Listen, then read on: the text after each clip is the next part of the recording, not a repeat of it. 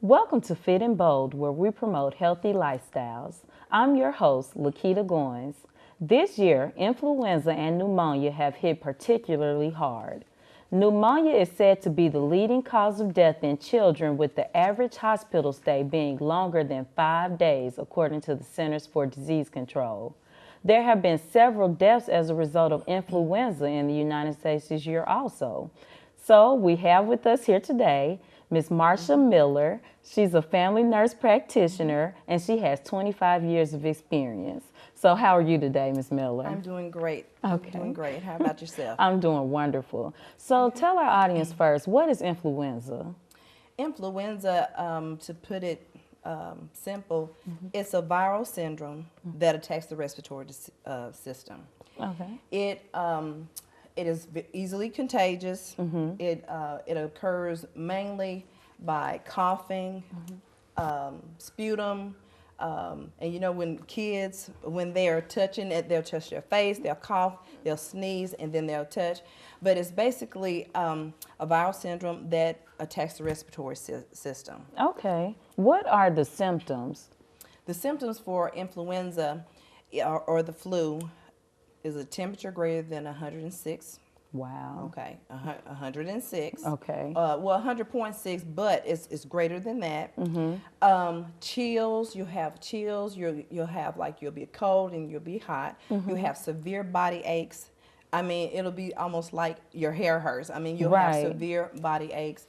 The temperature, and when you have the H1N1, you know, several years back, it was an outbreak of the H1N1. I remember hearing it starts off with digestive problems. You may have an upset stomach. You may have some diarrhea, nausea, and vomiting, and then you have like a severe headache. Okay. If you do not treat the influenza virus within the first 48 hours with Tamiflu, that's one of the leading products that we use, and I prescribe to eradicate the virus. Okay. You have to treat the symptoms. Okay. Okay. So I've heard that before. So who is at greater risk of catching the flu? we always say pregnant women, children, and the elderly. Also, you have to include people who have any kind of illnesses like diabetes, heart disease. We always suggest that they get the influenza vaccine because they're at greater risk. Okay, and it's safe for pregnant women to take. Tell us a little bit about the flu vaccine. Yes, it is. Maybe 5 to 10 years ago, there was the research showed that it was a little iffy, but now we're saying that we want mama and baby to be protected. So yes, it is safe for the mother to take the vaccine. Okay. It is egg-based, so most people who have an egg allergy. Right, my daughter had that actually. Really? And could not take the flu vaccine.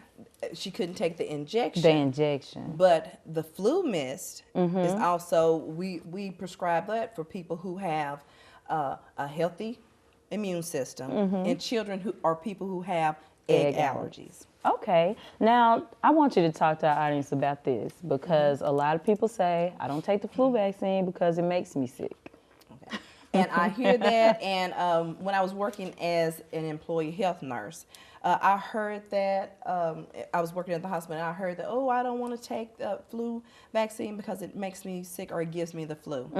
About 10 to 15 years ago, they used to give the live virus. And so, yes, when they gave people the influenza vaccine, they were actually giving you a live virus, so it made you get the flu. And then that caused a lot of deaths, and that was the cause for the concern. Okay. But the last 10 years, it is the surface antigen of the flu vaccine, of the flu virus rather, and that is what they make the vaccine out of. You cannot get the flu from the flu injection.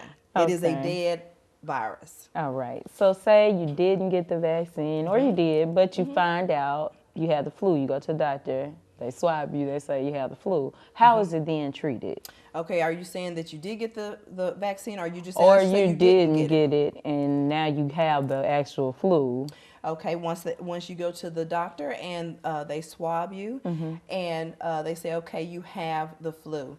The tests in the laboratories at your doctor's offices, they mainly treat type A and type B. Now there are thousands. Oh, I was going to ask how many types are there? There are thousands of different viruses. Okay. But what we usually do, the vaccine for this year, is based on the flu season of last year. So what we do is we take the surface antigen of the live virus, but it is dead, of the three main viruses, type A, type B, and then H1N1. Okay. So the vaccine that you would take this year would encompass all of those dead viruses, because Okay. those are the main ones that cause all of the respiratory problems, the chills, the fever, the body aches, and we would treat that with the Tamiflu. Okay, okay. So now I want to jump to pneumonia. What is pneumonia? Pneumonia is, and it's kind of complicated, but it is also, it can be a secondary illness of the flu. The flu does not kill people. What happens is if you do not get treated from the flu, it develops into pneumonia because it is a bacterial infection that attacks the lining and inflammation of the lungs. Okay, okay. And there's several types. There's bacterial pneumonia, there's viral pneumonia, and what we have to worry about is community acquired pneumonia. That's what you and I'm sitting with you, I cough, and then you get it. Yes. Okay. What are the symptoms for pneumonia? The initial symptoms of pneumonia can mimic almost the flu or just a minor cold. Okay. You'll have maybe difficulty breathing, shortness of breath, where you like this. Right. But then once it develops into the pneumonia, you have painful respirations where you would take a deep breath and then it would either cut your breathing off or you would have pain while you were trying to breathe. You would have increased temperature, but the main issues that you would be dealing with would be the shortness of breath, the painful respirations, and then you would have extreme fatigue, and which would lead to dehydration because you can't take anything in. Right. And that is the reason why most people are hospitalized with the pneumonia. Okay. Now I've heard this term before, walking pneumonia. What is that? Walking pneumonia, it's an old-timey tale, and but there is a such thing as walking pneumonia. Pneumonia it's when you and we work every day. We have to keep pushing toward, we have families, we have school, we have obligations. So that's when we go out into the community and we're still sick. We're having the painful respirations. We're having the fever, all of the coughing, and you keep going. Right. And that's the reason why the older people, you say walking pneumonia. I have walking pneumonia because you're still able to function. It does not debilitate you like some of the other types of the pneumonia. Okay. So how is pneumonia treated, especially since you talked about some is viral, some bacterial? Right. How is pneumonia treated? The main thing, and you have to treat pneumonia with antibiotics. And on an outpatient basis, it has a very, very low chance of eradicating the virus. That's why people are in and they have IV antibiotics, and it's round the clock. Fluids, we always administer either by mouth fluids or intravenous fluids, but the main thing is going to be antibiotics. Okay, that makes sense. That's why people are hospitalized with pneumonia. So let me ask you this too: when is flu season over? Okay, and that's another thing. You know, when the local health departments, they start giving the vaccine in the month of October. Right. The reason why they try to do it in October is because it takes 2 weeks after you get the vaccine to build up antibodies to fight the flu. Okay. So in October, they're saying that by the time between November and now it's extended all the way to April. We're in flu season right now, but we had an increase where we were seeing flu back in October, November, and people have died because of that. Yes. But the flu season is usually from November until March or April. Okay. One, real quick, tell our audience what to do to avoid flu and pneumonia. To avoid flu and pneumonia, the main thing is going to be good hand washing. And when I say good hand washing, even if you don't have any bacterial soap, to at least wash your hands for at least 2 minutes. If you should sneeze into your arm. Try not to share and touch items that may be contagious, but that's going to be the main thing, is good hand washing and techniques. That's what's going to really help eradicate pneumonia and flu. All right. Well, I want to thank you for coming in with us today. I learned a lot today, and I'm sure that our audience has too, and that's what we want. So thank you for coming in today. When we return, we're going to be doing our Fit and Bold recipe. So stay tuned.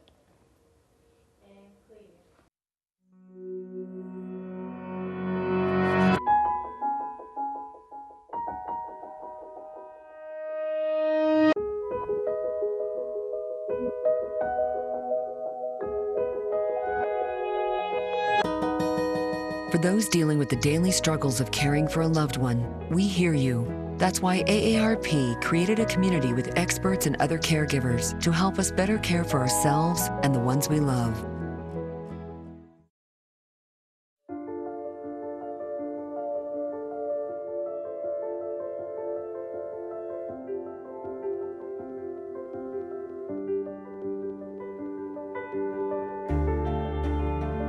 Body language. Without saying a word, it can tell you so much.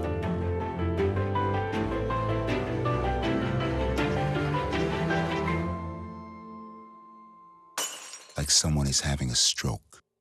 Know the sudden signs. Learn fast. F, face drooping. A, arm weakness. S, speech difficulty. T, time. Time to call 911 immediately. The sooner they get to the hospital, the sooner they'll get treatment. And that can make a remarkable difference in their recovery. Learn the body language, the sudden signs, and spot a stroke fast. Are you getting this, honey? Oh, prime time. We are rolling. All right, Mama's gonna bring it home. Mama's gonna bring it home. Okay. Come on, watch this guy. Oh, backwards. Oh, don't. Oh, It went into Bob and Carol's yard. Oh, no? Okay, here it comes. Challenge your kids to be active and eat healthy. All right, let's see what you can do. Let's go. They might surprise you. Let's go. Search We Can for more ideas on how you and your kids can get healthy together. Welcome back to Fit and Bold. Today we've been learning about pneumonia and influenza. Well, today I'm not going to give you a chicken soup recipe or anything like that, although those things are good if you have pneumonia or flu. Today we're going to talk about immunity boosting foods. Now we're going to try to boost our immunity before we get sick. So we have a list of foods that can do just that. There are foods such as yogurt, oats, barley, garlic, fish, and chicken soup, tea, beef, mushrooms, and sweet potatoes. So today's recipe, Fit and Bold recipe, is quick mashed sweet potatoes. So you don't have time to eat healthy is what you say. Well, I said this before too, but it's not true. The first thing you need for this recipe is a medium to large sweet potato. Now mine's already been warmed, so it's not as round as it was at first. But the first thing you need to do is take a fork and puncture it. You want to place holes into it so that the potato can vent. Because the way we're going to cook it, we don't want it to explode. So just go all the way around the potato, punching holes in it. Once you get this done, you want to wrap it in some paper towels, like so. Or maybe you don't. Maybe you want to put it into a bowl like this. You're going to put this in the bowl, put it in the microwave. It depends on what you're doing with it. Once the sweet potato is microwaved, it releases an oil. It's a very good tasting oil. It's sweet to the taste. And if you're trying to collect it to cook with it later or do something else, which I've done sometimes, a bowl is the best option. If you're not trying to collect it, wrap it in a paper towel. You want to put it in the microwave. This one took about 5 minutes. Now, smaller potato, 3 minutes at the least. 3 to 6 minutes should cook the potato all the way through. But you'll be able to tell when you open the microwave, you can touch it to see how soft it feels. Be careful because the potato will be extremely hot. And that is my warning for the sweet potato. You're gonna take it out of the microwave when you feel that it's soft enough. You're gonna let it cool, and I recommend at least 15 minutes because you don't wanna burn yourself. The next thing you're gonna do is take it and you're gonna start to peel the skin off. And if you warm it right, you will know because the skin will just peel right off.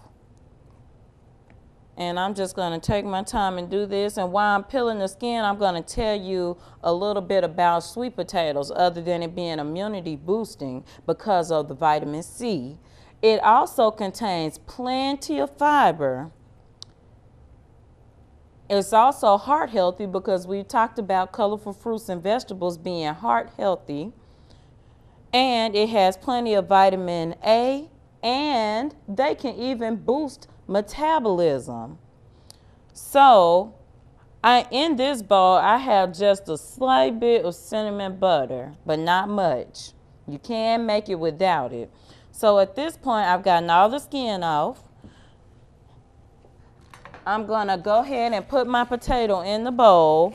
Now you have to judge this. I cooked my potato in the bowl in the microwave, so I was able to keep the oils and keep it in the skin. If you wrap it in a paper towel, you lose some of the natural oils. So at that point, you want to start mashing. Now if you've lost some oils, and if you cook this right, it'll mash very easy. I'm just using a fork, not even a specific mashing tool. But if you find yourself losing some oil, at that point you can take either a 1/4 cup of whole milk, skim milk, or even water. It really suits your preference. Or if you have any kind of food allergies to lactose, you may want to be careful and go with the water. But if you notice it's a little dry, and I'm not going to add much because I did keep the natural oils in mind, you can just add a little bit to moisturize it. And you would do this with the milk or whatever you chose to use. And you want to go ahead and start mashing and stirring it and making sure that it looks moist enough. Okay, I'm pretty mashed here. So at this point, now I blended everything into one Ziploc bag. But what I have in here is some cinnamon. I also added just a little pinch of nutmeg, but that's purely optional. All of this is optional. And I put a little bit of brown sugar because I like just a little extra sweetness, but I didn't want to use the white sugar. So you kind of want to pour to your satisfaction. And I'm not going to use this whole mix, but this would be enough if you had 3 sweet potatoes. Then I've got everything in there and it's smelling really good. And we've talked before about cinnamon. It boosts brain activity just from smelling it. So hopefully I'll be on my P's and Q's today. And you want to just stir this up. And at this point you can kind of judge, is it still a little dry or not? You can add a little more milk or water, whatever of your choosing at that point. And you can mix. Now, if you let your milk or water sit out, it'll be warm and it shouldn't affect the temperature of your potatoes. But if you haven't, you might want to stick these back in the microwave for about 20 seconds. At this point, it's done. You're ready to eat.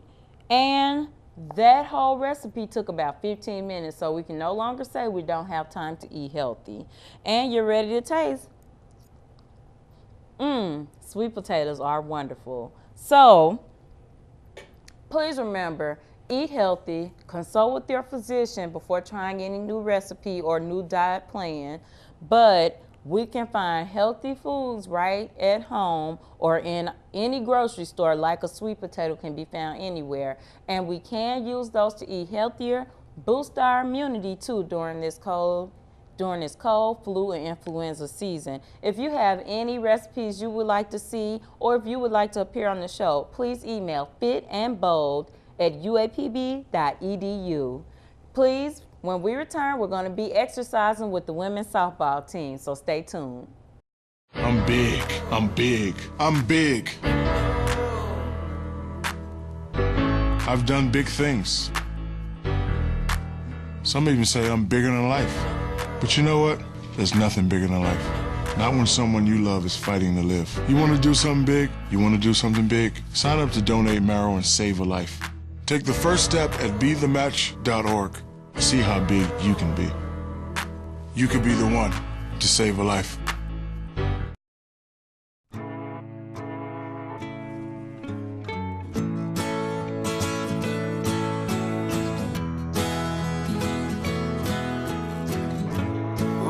Son, tell him that I've begun to dream of things to come, and tell the trees not to look for me. I'm going to find some peace of mind. Wake the sun. Wake the sun, wake the sun, wake the sun.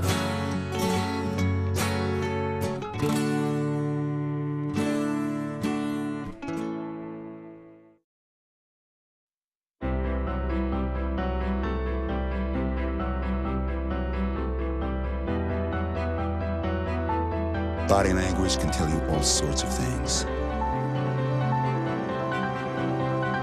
Like someone is having a stroke.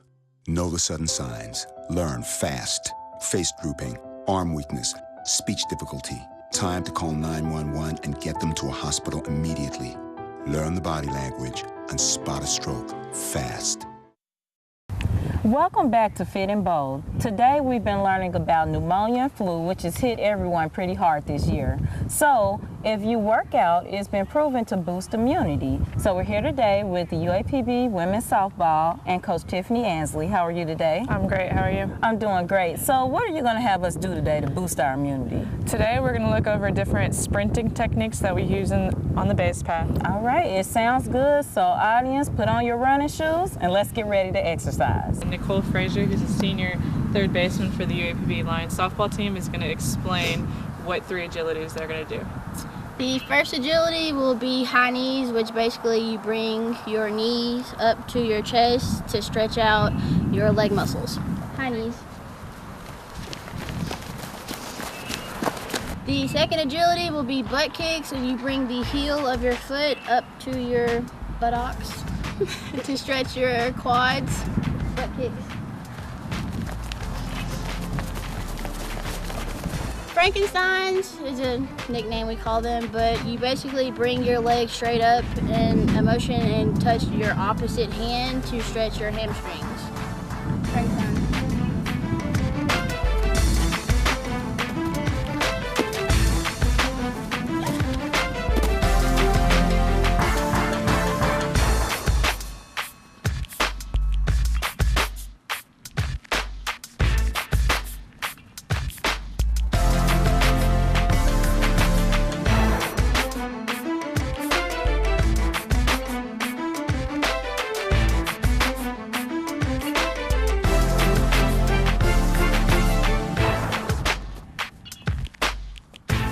That was a wonderful workout with the UAPB women's softball team. So today's Did You Know tip presented by the Black and Gold Fit and Bold Committee is that garlic and onions, if they're eaten raw or cooked lightly, possess antiviral properties. They also possess antibacterial properties. So people believe they help boost immunity. So we need that immunity boost, especially with the flu season still going.